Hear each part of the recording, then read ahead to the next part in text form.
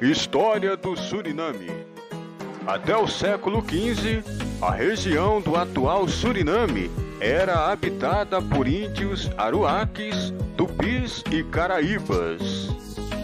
Conquista europeia. O Suriname foi primeiramente conquistado por espanhóis no século XVI. Em meados do século XVII, os ingleses estabeleceram-se lá.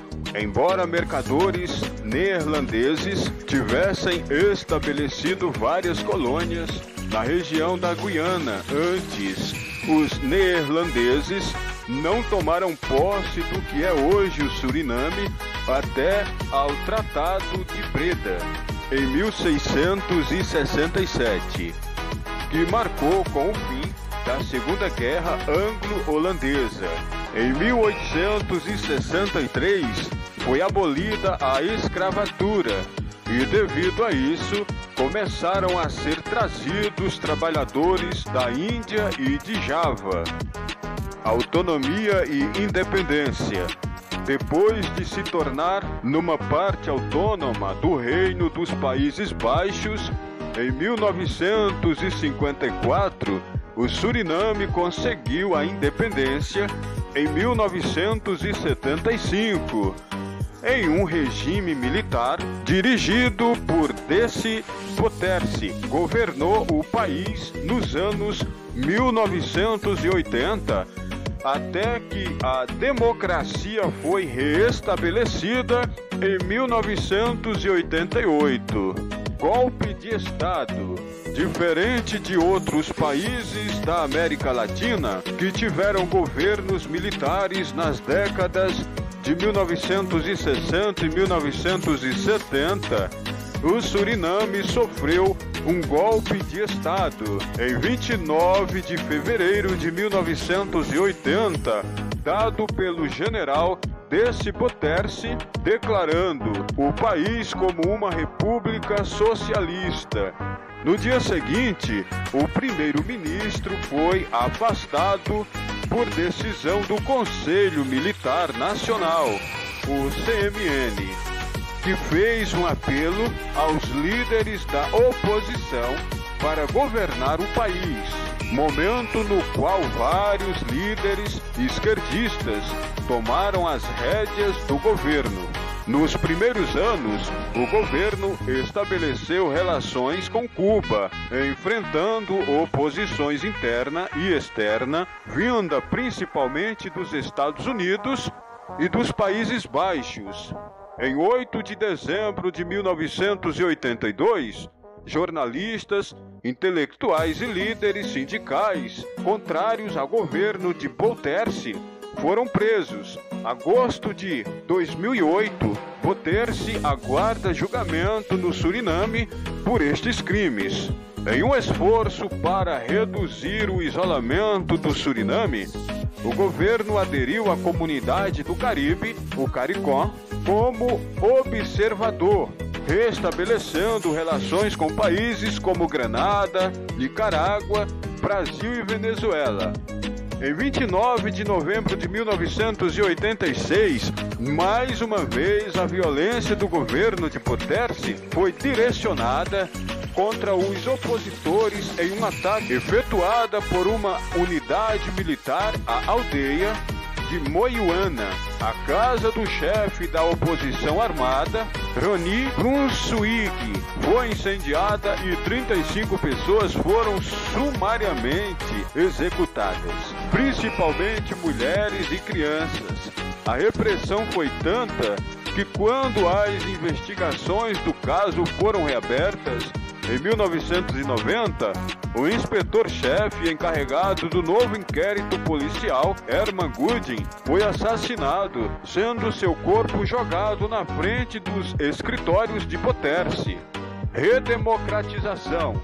Em abril de 1987, a Assembleia Nacional do Suriname aprovou uma Constituição que proporcionou um enquadramento para o retorno às instituições democráticas. O projeto teve o apoio dos 3 principais partidos políticos do país e do exército. Nas eleições de 1988, a Frente para a Democracia e Desenvolvimento foi vitoriosa. Em julho de 1989, o presidente Ransewak Shankar negociou uma anistia para os guerrilheiros, dando a possibilidade de estes manterem-se armados no interior da selva. Poterse, do PDN, Partido Democrático Nacional, opôs-se à medida, alegando que seria legalizar uma força militar autônoma.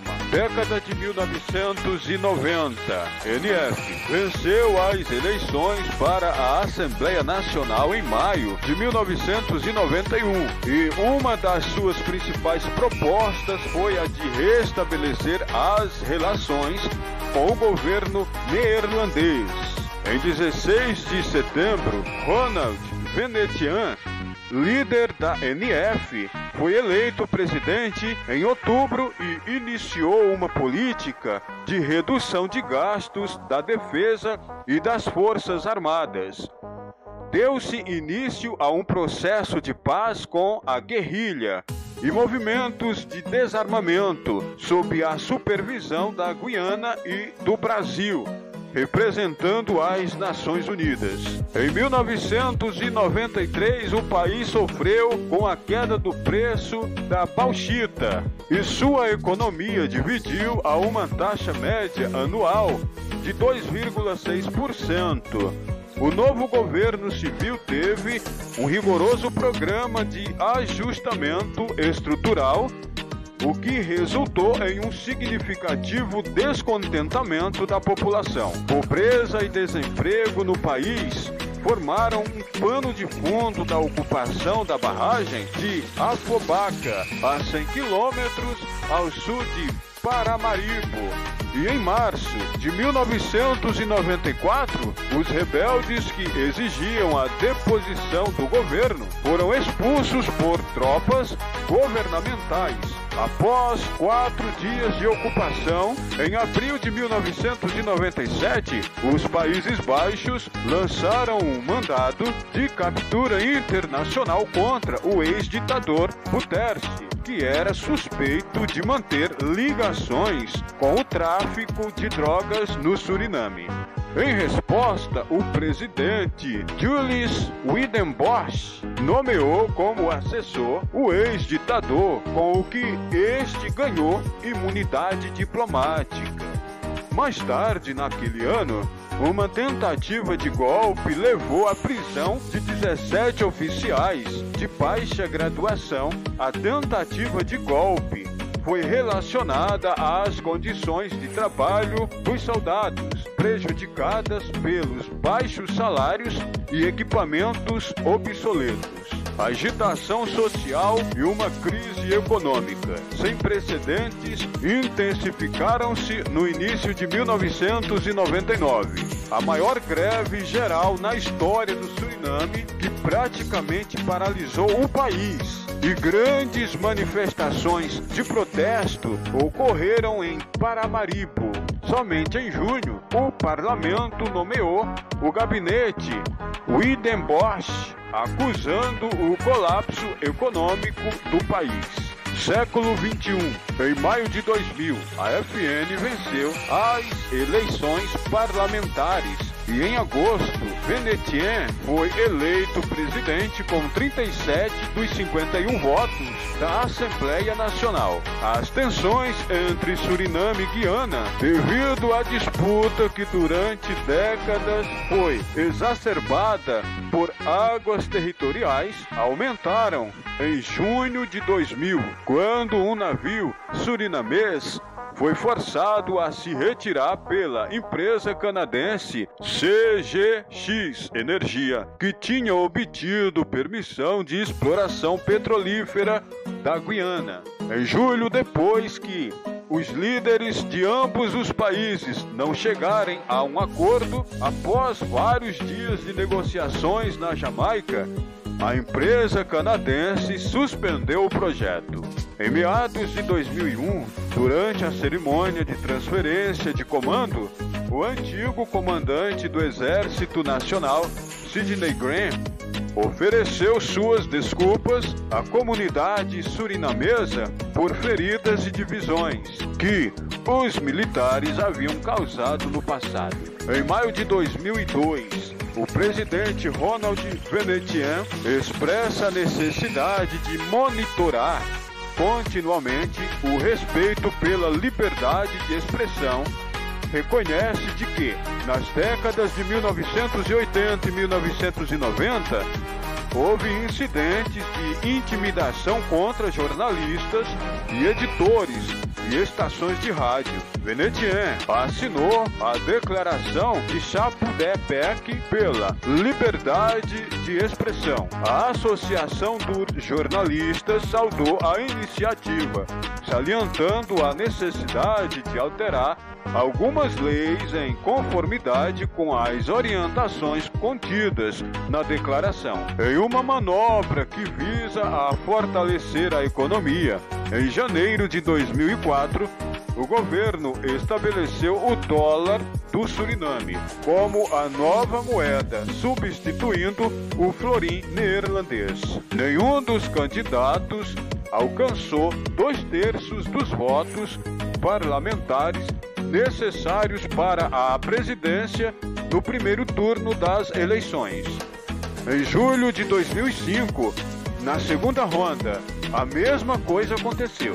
Finalmente, a Assembleia do Povo Unido, um organismo regional composto por 891 deputados e representantes de bairros, reelegeu Venetian presidente com 560 dos 709 votos.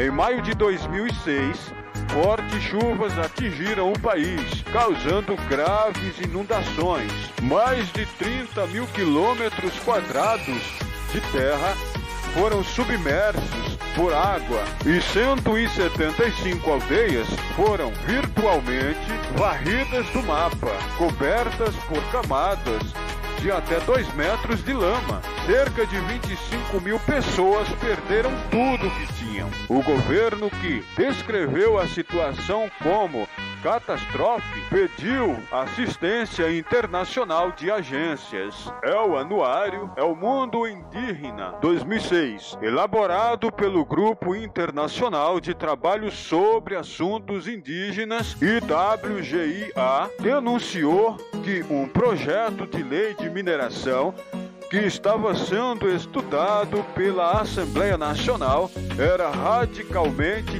discriminatório. O projeto, se aprovado, forçaria várias comunidades indígenas no norte do país a deixar suas terras para o assentamento de novas minas. Além disso, segundo o IWGIA, os habitantes das áreas circunvizinhas tornar-se-iam demasiado vulneráveis aos impactos do mercúrio usado na mineração, que poderia resultar em malformações congênitas, bem como intoxicações em adultos. A disputa com a Guiana pelos direitos de uma bacia submarina teve início em 2004 e até agosto de 2007 ainda estavam pendentes.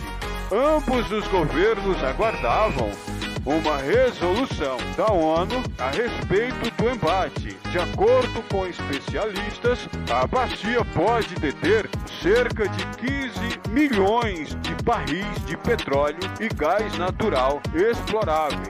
Na madrugada de 19 de julho de 2010, o ex-ditador Desi Bouterse foi restabelecido no governo surinamês em votação realizada no parlamento do país, conseguindo 36 dos 50 votos possíveis.